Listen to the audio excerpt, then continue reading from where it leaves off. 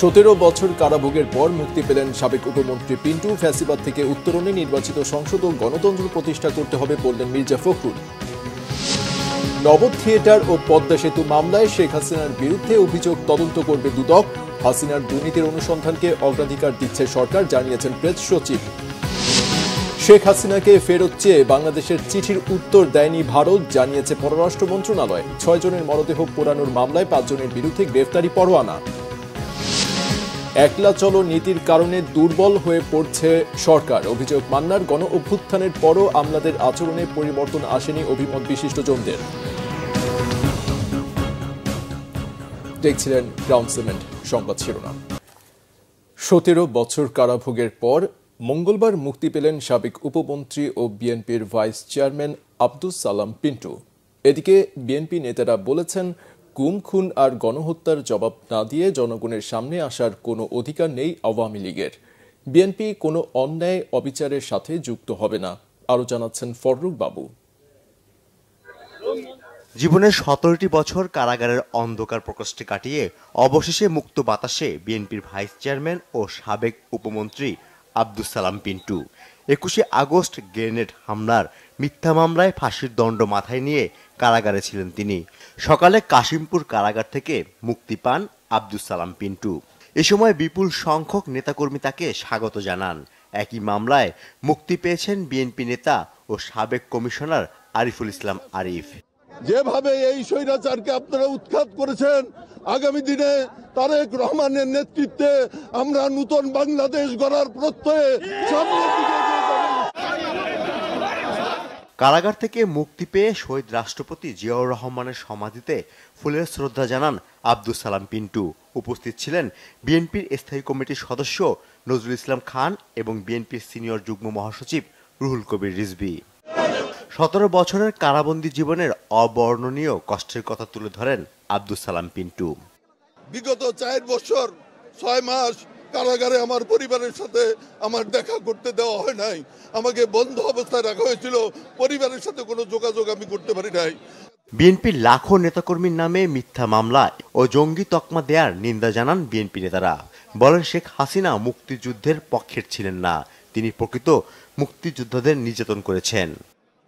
একটা ফ্যাসিস্ট সরকার এমনই করে, কিন্তু ইতিহাস সাক্ষী যে তারা পালিয়ে যায় আর সালাম পিন্টুর মতো মানুষরা মুক্ত হয়। এই মুক্ত বাংলাদেশে মুক্ত সালাম পিন্টুদের মাধ্যমে আগামী দিনে আমরা সেই বাংলাদেশ গড়ে তুলব যে বাংলাদেশের জন্য আমরা মুক্তিযুদ্ধ করেছিলাম। আজকে সেই ভয়ঙ্কর ফ্যাসিস্ট খুনি যে বাংলাদেশের প্রত্যেকটি রাস্তা, গলিপথ, মেঠোপথকে রক্তাক্ত করেছে শুধুমাত্র নিজেকে ক্ষমতায় থাকার জন্য, তিনি আজকে পালিয়ে গেছেন। তার যারা গুণ কীর্তন করেন দেশের ভিতরে দেশের বাইরে, একটা জিনিস আমাদের মনে রাখতে হবে, তারা বাংলাদেশের স্বাধীনতায় বিশ্বাস করে না। এদিকে জাতীয় প্রেস ক্লাবে এক অনুষ্ঠানে বিএনপির ভাইস চেয়ারম্যান অ্যাডভোকেট নিতাই রায় চৌধুরী বলেন, আওয়ামী লীগ 2024-এর মতো 1971 ও 75 সালে পালিয়ে যায়। দলটির নেতারা 3 বার দেশ ছেড়ে পালিয়েছে। এ সময় সাবেক শিক্ষামন্ত্রী ডক্টর আ.ন.ম এহসানুল হক মিলন বলেন, চুক্তি অনুযায়ী শেখ হাসিনাকে ভারত ফেরত না দিলে দেশটির বিরুদ্ধে আইনের আশ্রয় নেওয়া হবে।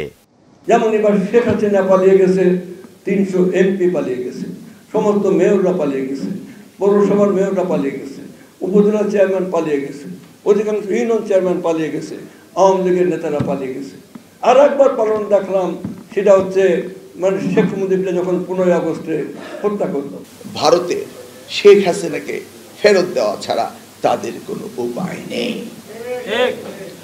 আমরা যেভাবে পার্শ্ববর্তী প্রতিবেশকে পাল্টাতে পারবো না, তারাও প্রতিবেশী বাংলাদেশকে পাল্টাতে পারবে না।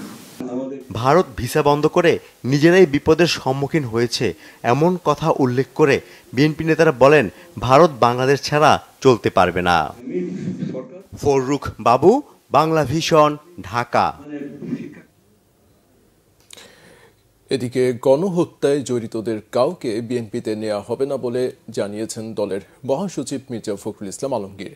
সন্ত্রাসীদের বিএনপিতে কোনো ঠাঁই নেই বলেও হুঁশিয়ার করেন তিনি। মঙ্গলবার সকালে ঠাকুরগাঁও প্রেস ক্লাবে বিএনপি মহাসচিবের পক্ষ থেকে 2000 শীতার্থের মধ্যে শীতবস্ত্র বিতরণ শেষে সাংবাদিকদের তিনি এসব কথা বলেন। ফ্যাসিবাদ থেকে উত্তরণ ও দেশকে দুর্নীতিমুক্ত রাখতে নির্বাচিত সংসদ দিয়ে দেশ পরিচালনা ও গণতন্ত্র প্রতিষ্ঠা ছাড়া অন্য কোনো উপায় নেই বলেও মন্তব্য করেন মির্জা ফখরুল ইসলাম আলমগীর। দুর্নীতি ফ্যাসিবাদ থেকে উত্তরণ করতে গণতন্ত্রকে প্রতিষ্ঠিত রেস্টোরেশন অফ ডেমোক্রেসি, জনগণের যে শাসন সেই শাসনকে স্থাপিত করতে হবে। অর্থাৎ জনগণের যে পার্লামেন্ট, জনগণের যে নির্বাচিত যে পার্লামেন্ট, সেই পার্লামেন্ট দিয়ে দেশ পরিচালনা করতে হবে, সেই সরকার দিয়ে দেশ পরিচালনা করতে হবে। জানি অন্য কোনো উপায় আছে বলে আমার জানা নেই। আমার বয়স হয়ে গেছে, আমি জানি যে একটা ইনস্টিটিউশন যদি তৈরি করা যায়, প্রতিষ্ঠানগুলো যদি নির্মাণ করা যায় গণতন্ত্রের, তাহলে সেটাই হবে সবচেয়ে বড় রক্ষা।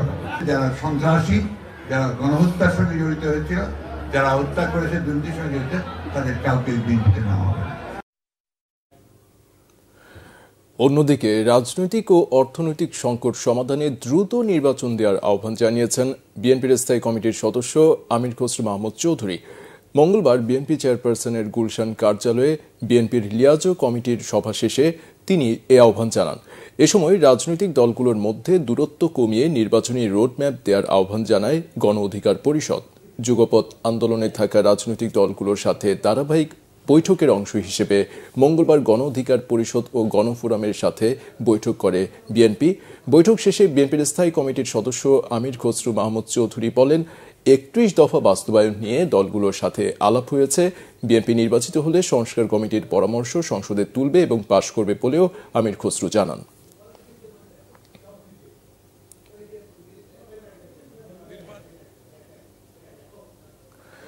সাবেক প্রধানমন্ত্রী শেখ হাসিনার বিরুদ্ধে 2002 সালে বঙ্গবন্ধু নব থিয়েটার নির্মাণে দুর্নীতির 3 মামলার তদন্ত আবার শুরু হচ্ছে।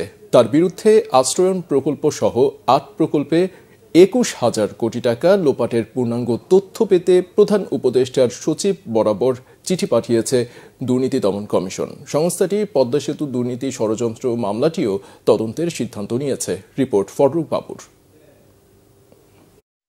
শেখ হাসিনার নেতৃত্বাধীন সরকারের প্রথম মেয়াদের বিজ্ঞান চর্চায় আগ্রহ বাড়ানোর যুক্তি দেখিয়ে একটি নব থিয়েটার নির্মাণের পরিকল্পনা নেয় আওয়ামী লীগ সরকার। নামকরণ করা হয় বঙ্গবন্ধু নব থিয়েটার। 2001 সালে ক্ষমতা ছাড়ার ঠিক 2 দিন আগে একনেক সভায় এ প্রকল্পের জন্য অর্থ বরাদ্দ বাড়িয়ে 120 কোটি টাকা লোপাট করেন শেখ হাসিনা। 2002 সালে এই অভিযোগে শেখ হাসিনা সহ তার সরকারের সাবেক 7 মন্ত্রী ও সংশ্লিষ্ট 14 জনের বিরুদ্ধে তেজগাঁও থানায় মামলা করে তৎকালীন দুর্নীতি দমন ব্যুরো। 2010 সালে বঙ্গবন্ধু নব থিয়েটার নির্মাণে দুর্নীতির অভিযোগে শেখ হাসিনার বিরুদ্ধে দায়ের হওয়া 3টি মামলা বাতিল করে হাইকোর্ট। শেখ হাসিনার রিট আবেদনে বিচারপতি শামসুদ্দিন চৌধুরী মানিক এবং বিচারপতি বোরহান উদ্দিনের বেঞ্চ রায় দিয়ে বলেছিল, অসৎ উদ্দেশ্যে মামলাগুলো করা হয়েছিল। এদিকে শেখ হাসিনার বিরুদ্ধে টাকা লোপাটের তদন্তে তথ্য পেয়ে প্রধান উপদেষ্টার দপ্তরে চিঠি দিয়েছে দুদক। মিরসরাই অর্থনৈতিক অঞ্চল, খুরুশকুল বিশেষ আশ্রয়ণ প্রকল্প 2, বেবজা সহ 8 প্রকল্প বাস্তবায়নের আড়ালে দুর্নীতির মাধ্যমে 21,000 কোটি টাকা লোপাটের অভিযোগ শেখ হাসিনার বিরুদ্ধে। অনুসন্ধান সংক্রান্ত তথ্যাদি পাওয়ার পরে এগুলি পর্যালোচনা করবেন তারা, এবং এটার সাথে অভিযোগ প্রমাণের সহায়ক এবং অভিযোগ সংশ্লিষ্ট যারা থাকবেন তাদের সবাইকে তাদের কাছে জিজ্ঞাসাবাদ করা হবে। এছাড়া রাজশাহী 2 আসনের সাবেক সংসদ সদস্য মনসুর রহমান ও সাবেক স্থানীয় সরকার বিভাগের প্রতিমন্ত্রী স্বপন ভট্টাচার্যের বিরুদ্ধে মামলা করেছে দুদক। ফররুখ বাবু, বাংলা ভিশন, ঢাকা।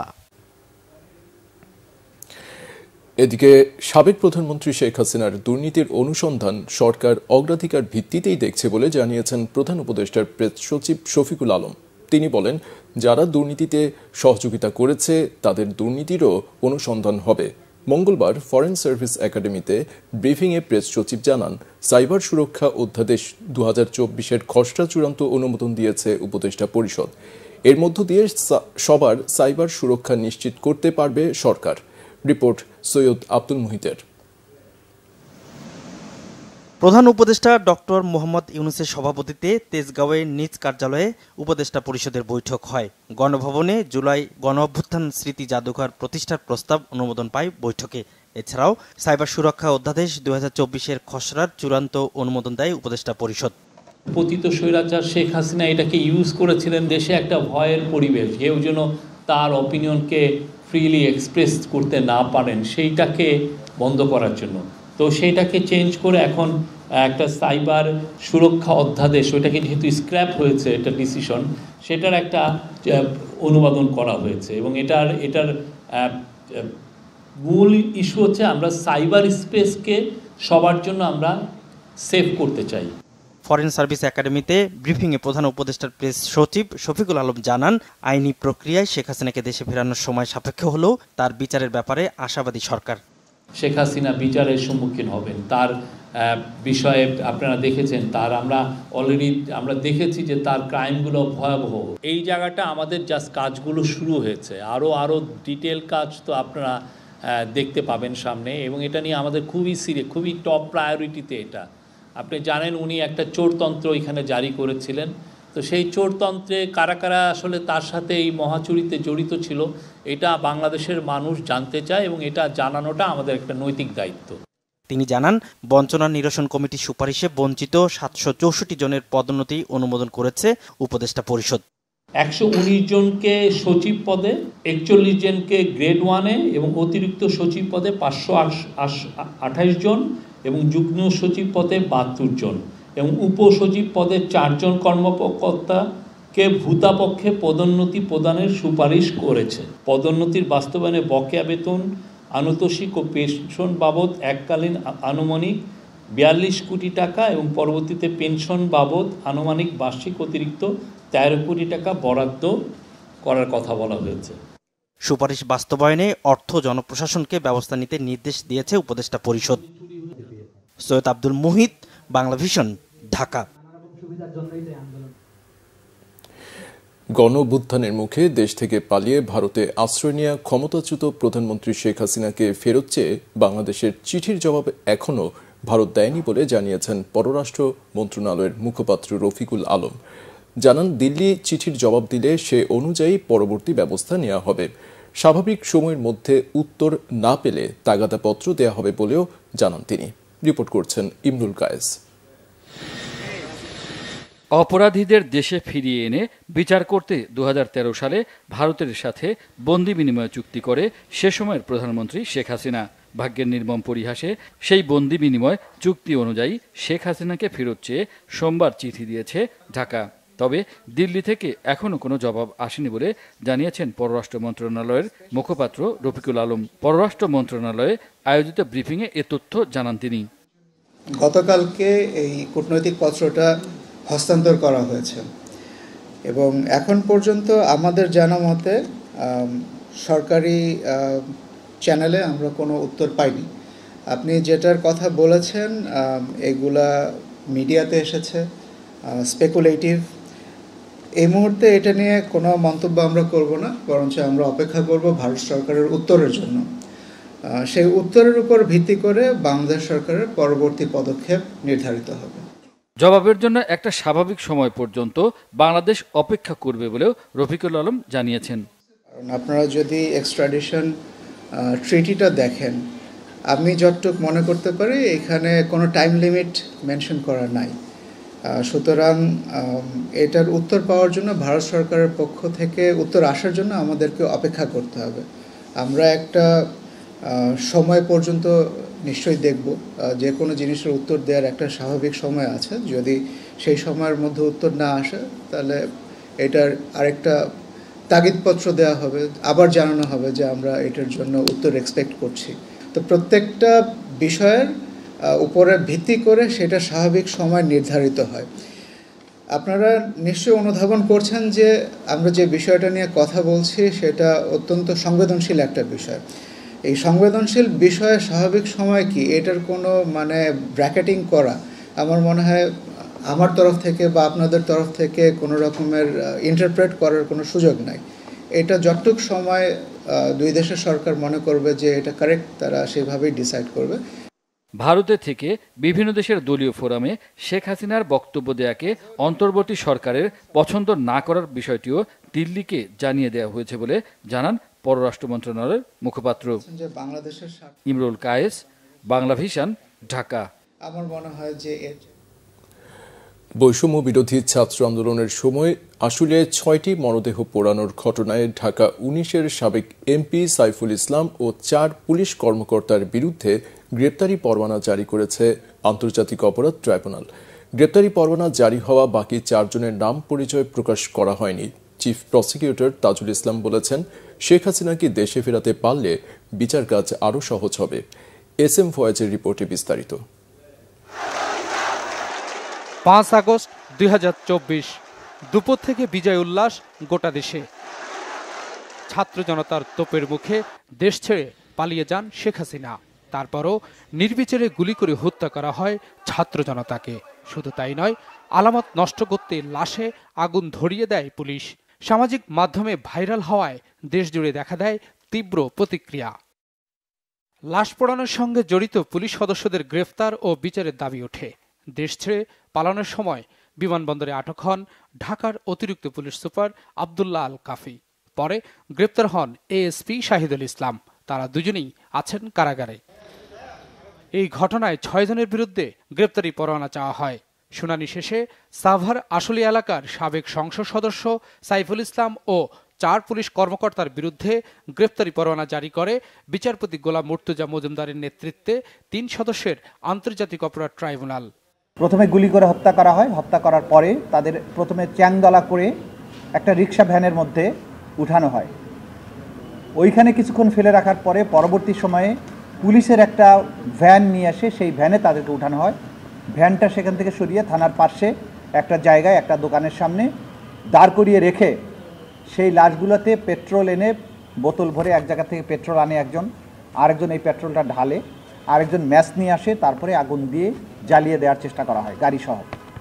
তাদের এই জ্বালিয়ে দেওয়ার চেষ্টা করার উদ্দেশ্য ছিল যাতে করে মানুষ বুঝতে না পারে যে এদেরকে কে হত্যা করেছে। পুলিশ হত্যা করে পুলিশের গাড়িতে রেখে আগুন দিলে মানুষ মনে করতে পারে যে পুলিশের গাড়িতে যেহেতু আগুন দেওয়া হয়েছে, হয়তো এই হত্যাকাণ্ডটা ছাত্র জনতা করেছে। এইভাবে দায়টা অ্যাভয়েড করার জন্য তারা পুলিশের গাড়িতে রেখে আগুন দেয়। ঢাকা 19 আসনের সেই সময়ের যে এমপি ছিল সাইফুল ইসলাম, সে নিজ হাতে অস্ত্র নিয়ে গুলি বর্ষণ করেছে পুলিশের পাশাপাশি ছাত্রলীগকে নিয়ে। তিনি সহ এই লাশ পোড়ানোর ঘটনার সাথে সেই সময় কর্মরত 4 জন পুলিশ অফিসারকে আমরা শনাক্ত করেছি। এই 4 জন আর সাইফুল ইসলাম ঢাকা 19-এর এমপি সেই সময়ের, তার বিরুদ্ধে আমরা গ্রেপ্তারি পরোয়ানা জারির জন্য আবেদন করেছিলাম। আদালত গ্রেপ্তারি পরোয়ানা জারি করেছেন আজকে, বলেছেন ইমিডিয়েটলি তাদেরকে অ্যারেস্ট করে আদালতে সোপর্দ করার জন্য। নামটা আমরা যেহেতু এই অতীতের অভিজ্ঞতা থেকে নাম বলা মাত্র পালিয়ে গেছে, সেজন্য আমরা এই মুহূর্তে বলছি না। এটা আমরা যথাযথভাবে সরকারের আইনশৃঙ্খলা বাহিনীর যে ঊর্ধ্বতন মহল, যারা গ্রেপ্তারটাকে এনশিওর করেন, যারা গ্রেপ্তারটা করেন আসলে, তাদেরকে আমরা জানিয়ে দিয়েছি যাতে করে তারা এই গ্রেপ্তারটা সুষ্ঠুভাবে করতে পারে পালিয়ে যাওয়ার আগে। তাজুল ইসলাম জানান, শেখ হাসিনাকে ফিরিয়ে আনার চেষ্টা চলছে। ছাত্র জনতার মধ্যে সবার মধ্যে আমাদের ব্যাপারে যাতে কোনো অনাস্থা তৈরি না হয়, আমরা ব্যাপক হারে গ্রেপ্তারি পরোয়ানা জারি করছি না। কারণ গ্রেপ্তারি পরোয়ানা ব্যাপকভাবে জারি না করে আমরা তদন্ত করে যাদের বিরুদ্ধে কনক্রিট এভিডেন্স পাচ্ছি সেগুলোকেই আমরা নিয়ে আসছি, কিন্তু কোনো অপরাধী ছাড় পাবে না, এটাও সত্য। আর বিভিন্ন থানাগুলোতে গোটা বাংলাদেশ জুড়ে যে সমস্ত থানায় মামলাগুলো করেছেন ভিকটিম পরিবার, আমরা আইনশৃঙ্খলা রক্ষাকারী বাহিনী এবং সরকারের পক্ষ থেকে যে নির্দেশনা, আমরা সরকারের পক্ষ থেকে যে মতামত জানতে পেরেছি যে এই মামলাগুলোর কিন্তু তদন্ত অব্যাহত থাকবে। আমাদের রিকোয়েস্টের ভিত্তিতেই রাষ্ট্র সেই ব্যবস্থা নিয়েছেন। সুতরাং এই বিচারিক প্রক্রিয়ার অংশটাকে এক্সপেডাইট করার জন্য সরকারের পক্ষ থেকে নোট ভার্বাল দেওয়া হয়েছে, কূটনৈতিক চ্যানেলে তাকে ফেরত পাওয়ার জন্য চেষ্টা করা হচ্ছে। সুতরাং এইটা একটা ধারাবাহিক প্রক্রিয়ার অংশ, এখানে আমার মন্তব্য করার কিছু নেই। আমরা চাইব সরকার এই কাজের মাধ্যমে সফল হয়ে তাকে যদি আমাদের কাছে আনতে পারেন, তাহলে বিচারটা আরও ভালোভাবে করা সম্ভব হবে। সুতরাং রাষ্ট্র এবং আমরা আলাদা কোনো বিষয় না, রাষ্ট্রের পক্ষ থেকে যেটা করা হয়েছে এটা আমাদের পক্ষ থেকে রিকোয়েস্টের মাধ্যমেই করা হয়েছে। মামলার পরবর্তী শুনানি আগামী 26 জানুয়ারি। S M Foyez, Bangla Vision, Dhaka. একলা চলো নীতি পরিহার করে রাজনৈতিক দলগুলোর সাথে আলোচনার মাধ্যমে চলমান সংকট মোকাবিলা করতে অন্তর্বর্তীকালীন সরকারকে আহ্বান জানিয়েছেন গণতন্ত্র মঞ্চের নেতারা। মঙ্গলবার দুপুরে পুরানা পল্টন মোড়ে গণতন্ত্র মঞ্চ আয়োজিত বিক্ষোভ সমাবেশ ও মিছিল থেকে এ আহ্বান জানানো হয়। সমাবেশে বিপ্লবী ওয়ার্কার্স পার্টির সাধারণ সম্পাদক সাইফুল হক বলেন, সদিচ্ছা থাকলেও বাস্তবে দেশ পরিচালনায় একের পর এক ব্যর্থতার পরিচয় দিচ্ছে অন্তর্বর্তীকালীন সরকার। নির্বাচন, সংস্কার, গণতান্ত্রিক অভিযাত্রা পরস্পর বিরোধী বিষয় নয়, তবে ক্ষুধার্ত মানুষের পেটে ভাত দিতে না পারলে সংস্কারের ট্যাবলেট খেয়ে মানুষের ক্ষুধা নিবারণ হবে না। এ সময় খাদ্য ও জনগণের নিরাপত্তা নিয়ে কার্যকর উদ্যোগ নিতে ব্যর্থ হলে আবারও রাজপথে নামার হুঁশিয়ারি দেন তিনি।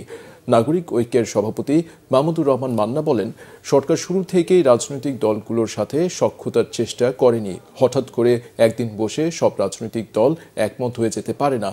ব্যাপক জনসমর্থন থাকলেও একলা চলো নীতির কারণে দিন দিন দুর্বল হয়ে পড়ছে সরকার। রাজনৈতিক পট পরিবর্তন হলেও দেশের আমলাদের আচরণে কোনো পরিবর্তন আসেনি। রাজধানীতে এক সেমিনারে আলোচকরা বলেন, এ সময়ে নিজেদের স্বার্থে সরকারি আমলাদের আন্দোলন দৃষ্টিকটু। মঙ্গলবার রাজধানীর সিরিটাপ মিলনায়তনে সেন্টার ফর গভর্নেন্স স্টাডিজ আয়োজিত জনপ্রশাসন সংস্কার নিয়ে আলোচনায় এ কথা বলেন বক্তারা। আলোচনায় অংশ নিয়ে নির্বাচন ব্যবস্থা সংস্কার কমিশনের চেয়ারম্যান ডক্টর বদিউল আলম মজুমদার জানান, কমিশনগুলোর সুপারিশ দিয়ে দিলে বল যাবে সরকার ও নির্বাচন কমিশনের কোর্টে। আর তত্ত্বাবধায়ক সরকারের সাবেক উপদেষ্টা হোসেন জিল্লুর রহমান মনে করেন, কিছু সময় গেলেও এই সরকারের জন আকাঙ্ক্ষা পূরণের সুযোগ এখনো শেষ হয়ে যায়নি। সংস্কারের নামে সময় নষ্ট না করার বিষয়েও সাবধান করেন বক্তারা। প্রধান উপদেষ্টা অধ্যাপক মোহাম্মদ ইউনুস বলেছেন, সংখ্যালঘু, সংখ্যাগরিষ্ঠ এই শব্দগুলো নয়, ধর্মীয় সংহতি চাই। এদেশে সবাই এক পরিবার, সবাই একত্রে থাকবে, এমন স্বপ্ন বাস্তবায়নে সবাইকে এগিয়ে আসার আহ্বান জানিয়েছেন তিনি। মঙ্গলবার রাষ্ট্রীয় অতিথি ভবন যমুনায় খ্রিস্ট ধর্মাবলম্বীদের প্রতিনিধিদের সঙ্গে শুভেচ্ছা বিনিময় অনুষ্ঠানে তিনি এ আহ্বান জানান। প্রধান উপদেষ্টা বলেন, নিজ নিজ ধর্মের শান্তির বাণী নিজের মনের মধ্যে স্থাপন করা গেলে অন্য ধর্মের মধ্যেও তা খুঁজে পাওয়া যাবে। তখন আর অন্য ধর্মের সঙ্গে বিভেদ থাকবে না। এ সময় প্রধান উপদেষ্টার নেতৃত্বে বাংলাদেশে উদারতা, সাম্প্রদায়িক সম্প্রীতির পরিবেশ গড়ে উঠবে বলে আশা প্রকাশ করে খ্রিস্ট ধর্মাবলম্বীরা। এক্ষেত্রে তাদের পক্ষ থেকে সর্বোচ্চ সহযোগিতার আশ্বাস দেয়া হয়। ছাত্র জনতার অভ্যুত্থানে বাংলাদেশে নতুন সম্ভাবনার দ্বার উন্মোচিত হয়েছে বলেও মন্তব্য তাদের। বড়দিন উপলক্ষে খ্রিস্টান ধর্মীয় কল্যাণ ট্রাস্টকে 2.5 কোটি টাকা অনুদান দেওয়ার জন্য অন্তর্বর্তী সরকারকে বিশেষভাবে ধন্যবাদ জানান তারা। এদিকে শান্তিপূর্ণ সহাবস্থানে থেকে কাঁধে কাঁধ মিলিয়ে সুখী সমৃদ্ধ দেশ গঠনে সব ধর্মের মানুষকে এগিয়ে আসার আহ্বান জানিয়েছেন সেনাবাহিনী প্রধান জেনারেল ওয়াকুরুজ্জামান। শুভ বড়দিন উপলক্ষে মঙ্গলবার রাতে রাজধানীর কাকরাইল গির্জা ও আর্চ বিশপের হাউস ঘুরে দেখেন সেনাপ্রধান। এ সময় তিনি খ্রিস্টিয়ানদের বড়দিনের শুভেচ্ছা জানান। সেনাবাহিনী প্রধান জেনারেল ওয়াকুরুজ্জামান বলেন, সাম্প্রদায়িক সম্প্রীতি এদেশের গর্ব। সব সম্প্রদায়ের মানুষ যাতে তাদের নিজ নিজ ধর্মীয় উৎসব শান্তিপূর্ণভাবে উৎসাহ উদ্দীপনার মধ্য দিয়ে পালন করতে পারে, সে লক্ষ্যে আইন শৃঙ্খলা বাহিনীর পাশাপাশি সেনাবাহিনীর সদস্যরাও নিরলসভাবে দায়িত্ব পালন করছেন।